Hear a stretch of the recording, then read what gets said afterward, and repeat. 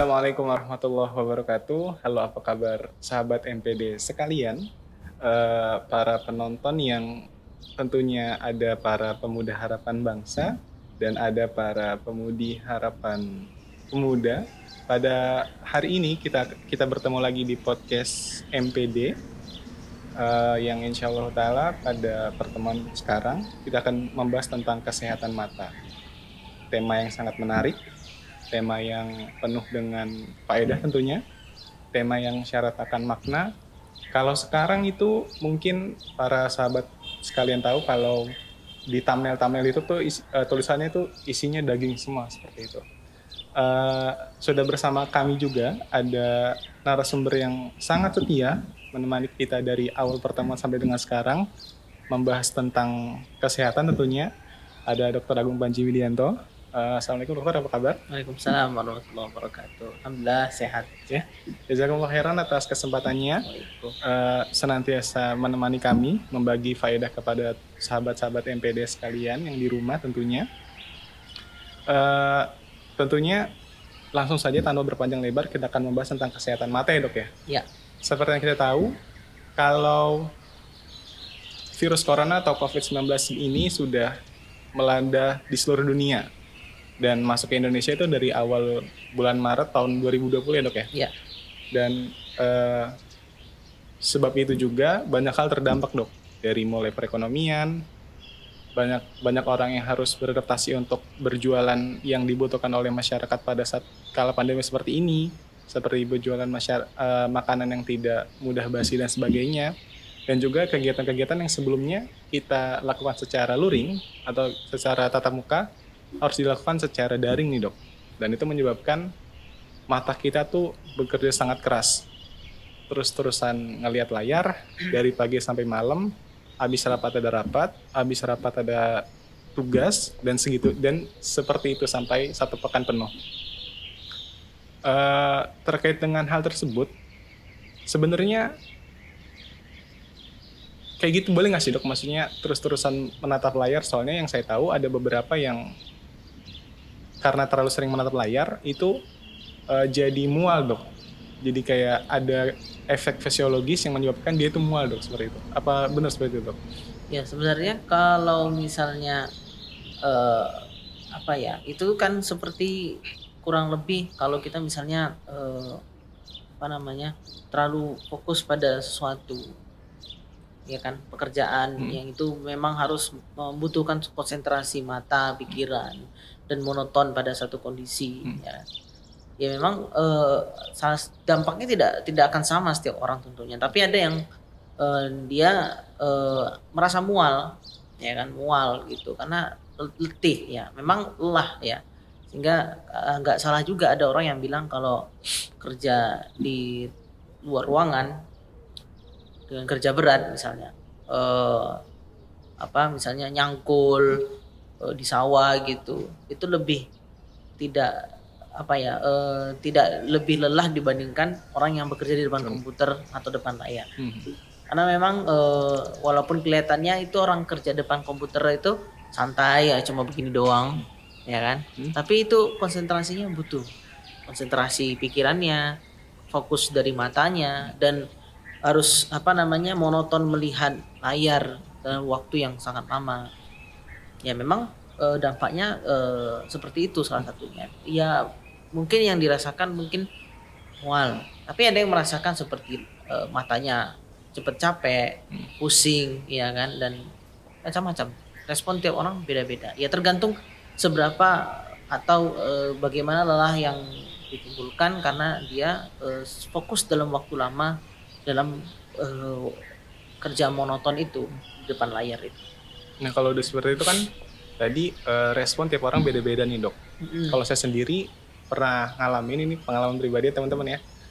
Waktu itu karena mungkin kebanyakan tugas yang harus dikerjakan di depan laptop, malamnya tuh pusing sampai ya mohon maaf muntah dan segala macam, dan emang harus istirahat. Itu yang memang cara satu-satunya itu ya emang cara satu-satunya dok ya, mengistirahatkan mata dari melihat layar gitu ya dok ya? Ya, kalau sudah seperti itu, kalau sudah sampai ada gejala yang timbul, ya tidak ada kata lain selain harus berhenti dulu. Karena kalau dipaksakan nanti ya tubuhnya akan berontak lagi. Ya malah nanti pekerjaan tidak produktif ya kan. Ya kalau sudah seperti itu ya harus apa namanya, harus istirahat dulu.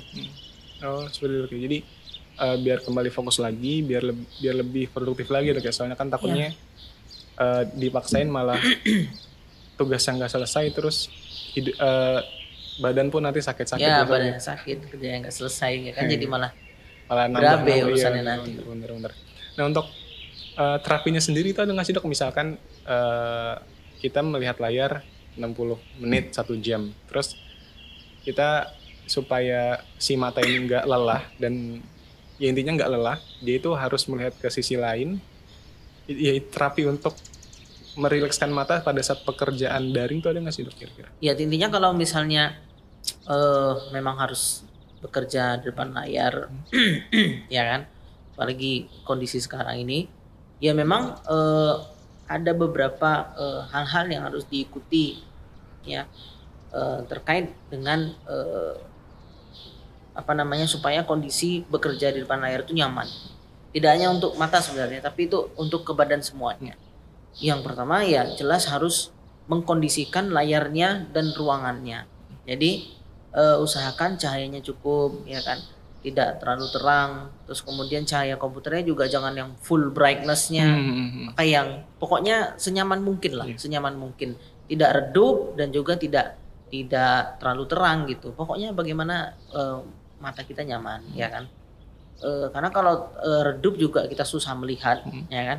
Kalau terlalu full brightness-nya, sementara kita di ruangan yang cahayanya bukan di luar ruangan, karena kan kalau di bawah cahaya matahari memang harus full brightness ya, karena kita melawan matahari.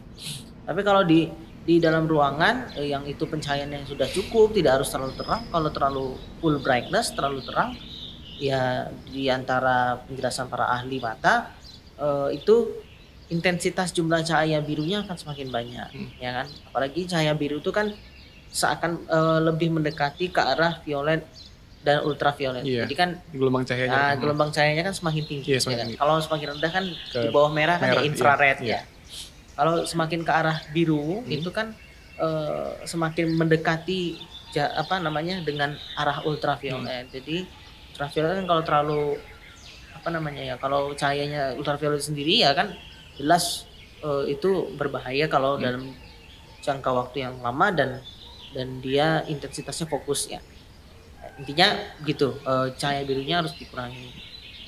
Sehingga pencahayaan laptop itu penting gitu. Terus kemudian adalah mengatur posisi duduk ya kan. Posisi duduk yang ketika kita bekerja di depan layar itu, atau misalnya harus daring sekarang, supaya nyaman itu seperti apa. Duduk kita harus benar ya kan. Kalau bisa kaki itu 90 derajat lututnya ya kan. Kakinya 90 derajat ya. Kemudian posisi meja juga harus benar gitu kan, sehingga tangan kita rileks ya kan, tidak begini terlalu tinggi mejanya. Ini kan ini nanti dia letih, nanti lelah dia lama-lama. Apalagi begini terlalu rendah juga di bawah di lantai. Ini juga kalau mouse, megang mouse begini atau ininya begini, ini lama-lama lelah ya kan. Terus kemudian ketika kita memang melihat layar ya kan, bekerja di depan layar, intinya kita harus memberikan waktu istirahat buat mata ya kan. Jadi kita, kalau istilah gampangnya itu banyak ahli mata bilang istilahnya 20 ya. Apa artinya 20 setelah bekerja di depan layar ya kan, berikan waktu istirahat selama 20 detik untuk melihat benda yang jauh, paling minimal jarak bendanya itu minimal 20 kaki atau sekitar 6 meter. Kalau saya sih gampangnya kalau udah 20 menit ya kan, ya namanya kita kadang asyik bekerja gitu tuh susah ya. Ya pakai alarm atau apa gitu, mungkin teman-teman bisa sebagai remindernya gitu ya. Pakai alarm, terus kemudian nanti beri istirahat 20 detik ya. 20 detik itu minimal, bisa lebih ya kan. Tapi memang untuk melihat benda yang jauh ya kan, benda yang jauh Terus kemudian juga apa namanya, jangan dialihkan buat melihat sesuatu yang lain lagi. Maksudnya gini, ketika sudah selesai bekerja 20 menit, terus melihat benda yang lain Seperti HP.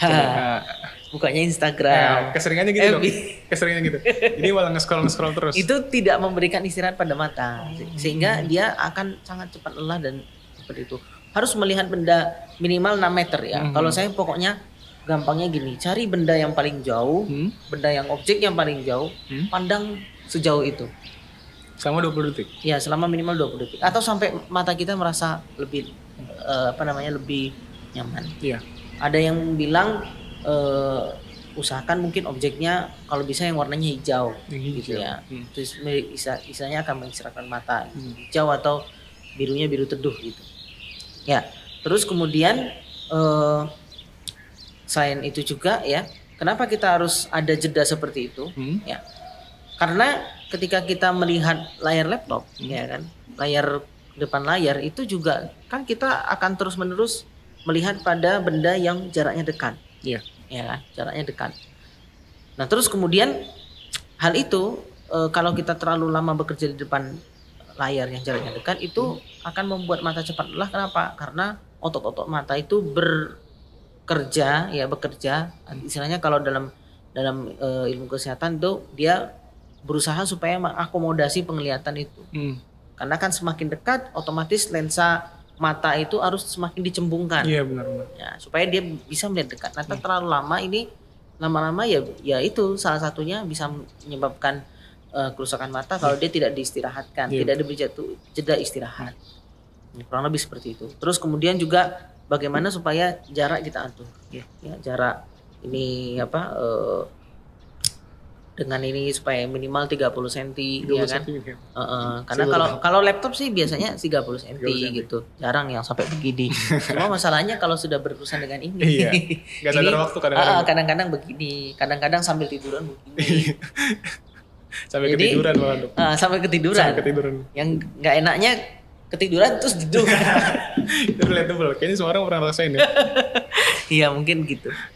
Jadi apa istilahnya? Apalagi kalau semakin kecil, ya ini tentu akan semakin membuat istilahnya kita harus berusaha lebih fokus lagi. Badan kita akan berusaha supaya lebih fokus lagi karena objeknya sangat kecil, ya kan.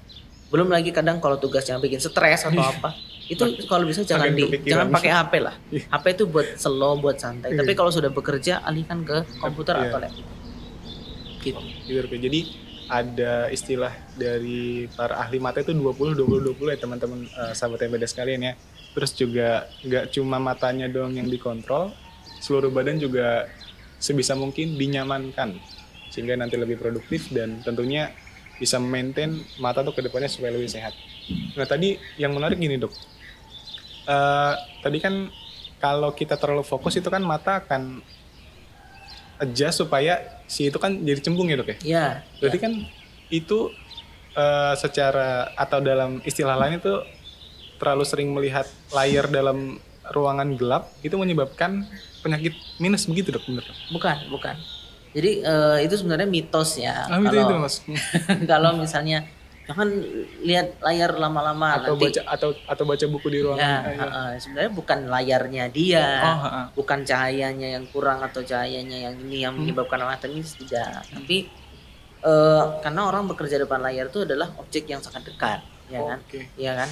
Jadi dia harus ini gitu. Lama kan dia otomatis kan otot mata itu akan berkontraksi supaya dia mencembungkan, ya kan. Kalau dia tidak diistirahatkan lama-lama dia kaku ototnya. Ya, kaku ototnya sehingga dia tidak bisa balik lagi. Ketika dia melihat yang jauh, ya kan, dia tidak bisa merilekskan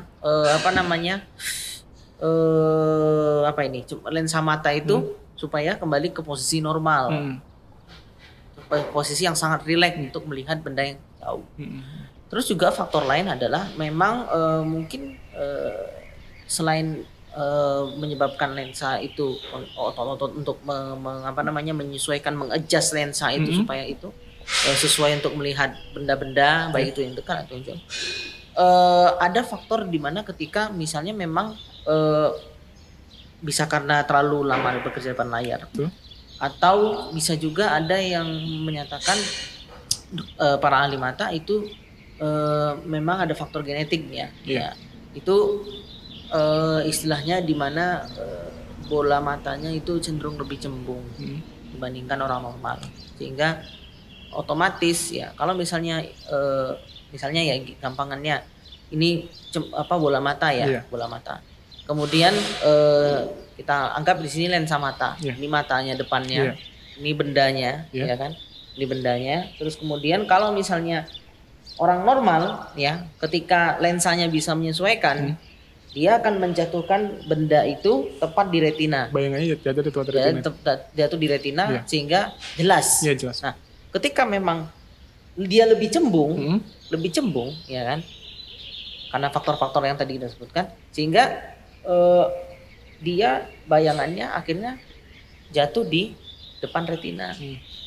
Nggak sampai di Nggak retinanya. sampai di retinanya, Iya. makanya gambarnya kabur. Oke. Makanya itu perlu bantuan kacamata gitu. Ya, obatnya adalah kacamata dengan disesuaikan gitu, mana yang dia sampai benar-benar nyaman untuk apa namanya melihat benda itu jelas itu dengan prinsipnya ya bagaimana minus yang terendah yang itu dia nyaman untuk melihat apa namanya benda itu kalau dia gangguannya miopi ya rabun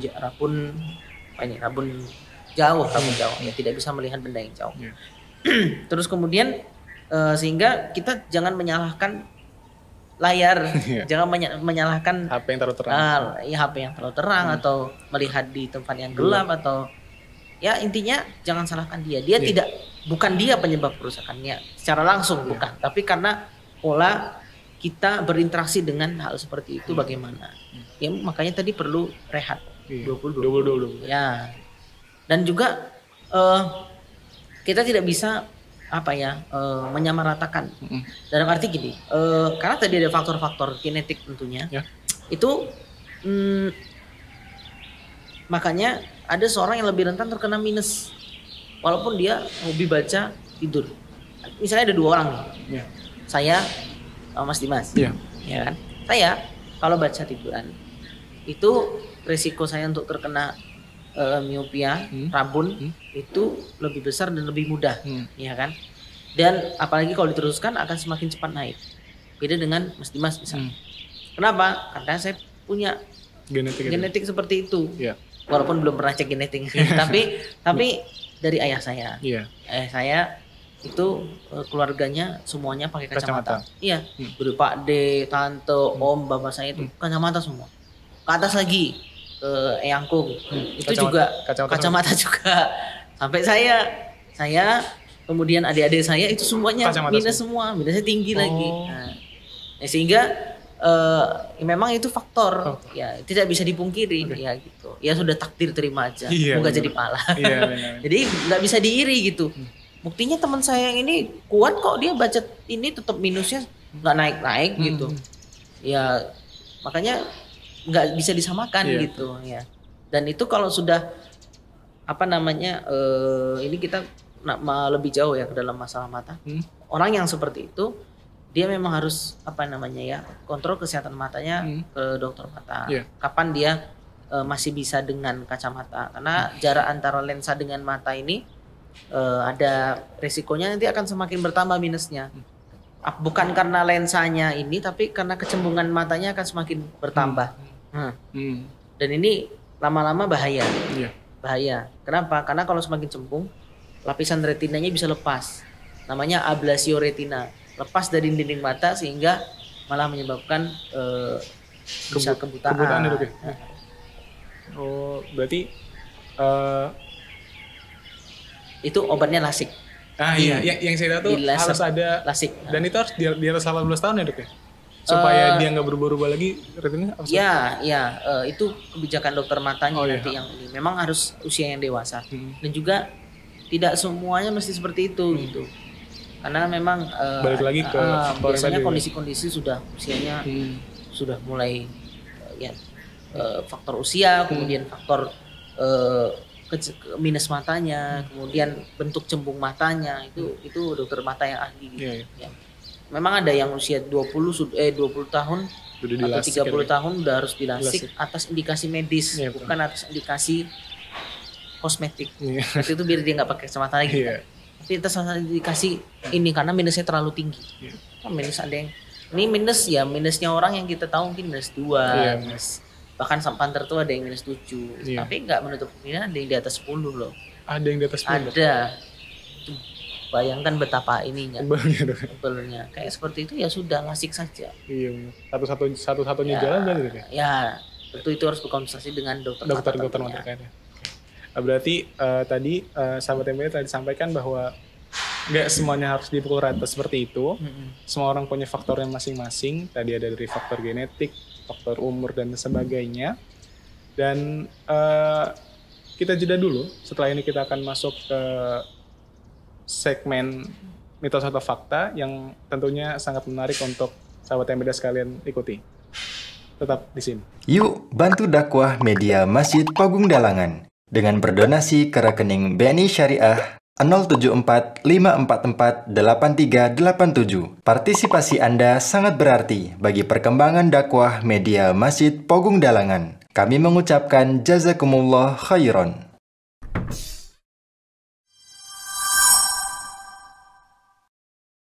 Oke, jadi seperti itu, Dok, ya. Tidak hanya dicegah, tidak hanya diobati, namun juga dicegah sejak dini dengan memperbanyak vitamin A tentunya, Dok, ya, untuk ya supaya kedepannya nggak terkena penyakit mata yang tidak diinginkan seperti itu, Dok, ya. Iya. Kemudian yang kedua nih, Dok, di segmen mitos atau fakta ini, mitos atau fakta, Dok, kalau ketika seseorang sedang mengalami penyakit mata itu sebut saja ada A dan B nih, Dok. Nah, si A ini dia terkena penyakit mata. Nah, karena memang dia berpikiran bahwa penyakit mata itu dapat tertular melalui pandangan. Jadi dia menggunakan kacamata hitam supaya tidak tertular seperti itu, Dok. Itu benar atau salah, Dok, itu, Dok? Iya. Jadi itu termasuk mitos atau fakta? Mitos. Mitos. Ya, karena bukan seperti itu penularan penyakit mata infeksi ya. Kalau yang tadi Mas Dimas sebutkan itu namanya konjungtivitis. Konjungtivitis itu ada dua, bisa karena bakteri, namanya konjungtivitis bakterial. Kalau disebabkan virus, konjungtivitis viral. Ya. Penularan bukan lewat pandangan. Kalau memandang tuh jadi sakit, nggak ada begitu. Sorry, enggak. Gimana? Ada yang nggak yang bisa jelaskan ini? Nggak tahu kan? Pakai logika aja tuh, Dok, kayaknya, Dok. Justru kalau orang sakit mata seperti itu, dia jangan bukan kacamata hitam, Tapi ya, Dok, tapi dia pakai masker. pakai masker. Kok bisa pakai masker, Dok? Kan matanya tuh yang penyakit. Ya, Kenapa, Dok? ya itu dia. Jadi walaupun ya memang di sini sakitnya, karena memang kalau pakai kacamata pun juga ketika misalnya kan dia terbang itu atau istilahnya terlempar virus atau bakterinya itu kan ketika terkena udara atau apa, kan dia tidak serta-merta akan menginfeksi gitu. Dan kalau pakai kacamata pun iya, kalau ketahan, kalau lewat bawah Lewat jalur dalam. iya sama aja kan. Jadi justru malah dia pakai masker. Kenapa? Karena mata kita itu memiliki sistem irigasi. Ada kan kelenjar air mata di sini, ya, yang dia sifatnya untuk membasahi mata supaya mata itu tidak kering, Tidak kering. tidak mudah terkena kotoran, tidak mudah terkena infeksi. Ya, sehingga ada sistem pengairan yang itu berusaha fungsinya ya itu tadi banyak fungsinya. Nah, ibaratkan sebuah wadah kolam. Ya. Kalau misalnya kita ngisi terus, ya kan, dan airnya tetap di situ, nggak ada pembuangannya, apa yang terjadi? Luber tuh, Dok. Airnya Kemana-mana akan airnya. meluap, ya kan. Kalau mata kita itu seperti itu, tidak ada saluran pembuangannya, maka semua orang akan menangis, ya akan, ya intinya semua cairan matanya akan luber. Nah, dalam kondisi normal, ya jumlah produksi cairan mata dan jumlah air mata yang dibuang itu jumlahnya sama. Iya. Beda kalau nangis ya itu produksinya akan banyak. Di mana pembuangannya? Dia dibuang ke sini, Oke. ke tengah Jadi hidung tadi sini. saluran ininya di sini. Ya di sini Ha-ha. dia diproduksi di sini air matanya, dia akan mengaliri mata Dan semuanya, dibuangnya di sini dok, dibuangnya salurannya. ke tengah sini. Iya. Kemana dia larinya? Ke hidung, rongga hidung nasofaring bagian belakang kalau tidak salah. Dan nanti akan masuk ke kerongkongan, masuk ke lambung. Jadi buangnya di situ. Oh, jadi Nah, di situ dibuangnya sehingga makanya kalau orang nangis dia jadi pilek, ingusan ya dok ya. ingusan. Iya iya. benar. Karena itu tadi banyak cairan yang masuk terproduksi ketika nangis, tapi salurannya tuh tipis sekali, kecil sekali lubangnya itu yang menghubungkan itu.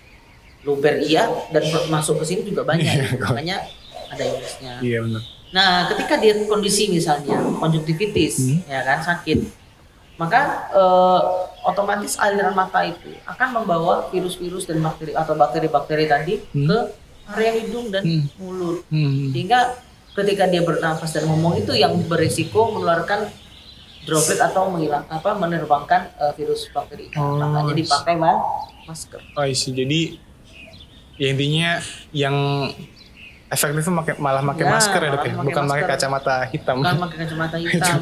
Nggak tahu gimana, nggak masa pandangan bisa menularkan ini sih penyakit. Ya penyakit mungkin penyakit hati ya, iya, penyakit hati karena memandang lawan jenis. Itu yang bahaya teman-teman sekalian ya. Nah, kayak gitu. Jadi terus juga yang penting itu adalah bagaimana orang yang sakit itu menjaga kebersihan. Benar. Kalau sakit mata belekan begitu, jangan kucek-kucek mata. Memang gatal tapi jangan dikucek. Ya, kalau mau dikucek pakailah tisu. Tisu apa aja dok? Ya tisu apa aja. Iya. Takutnya ada yang pakai. Enggak, tisu apa aja boleh, asalkan bersih. Ya, untuk menghilangkan itu kalau misalnya belekan ya dilap, ya kan, pakai tangan, terus kemudian dibuang pada tempatnya. Jangan sembarangan. Nanti menularkan ntar pingpongan kalau di rumah itu nanti dari anak ke ayah, ayah ke ibu, ibu ke adik, ke kakak, dan pingpong semua. Terus kemudian juga bagaimana tidak menggunakan lap yang sama dari sini ke sini. Karena terkadang kita kalau ngucek itu, kadang ngucek ini, ya kan, terus ini lagi sakit padahal meskipun tadi udah lap gitu, ini ngucek gitu. Terus kemudian, aduh ini juga gatal. Nah ini malah menularkan gitu. Yang awalnya biasanya kan konjungtivitis itu cuma satu mata. Kenapa dia jadi dua mata? Ya karena polanya dikucek ke sebelahnya. Habis ngucek, habis membersihkan kotoran mata itu dia nggak cuci tangan. Pegang mata kiri, menularkan. Itu.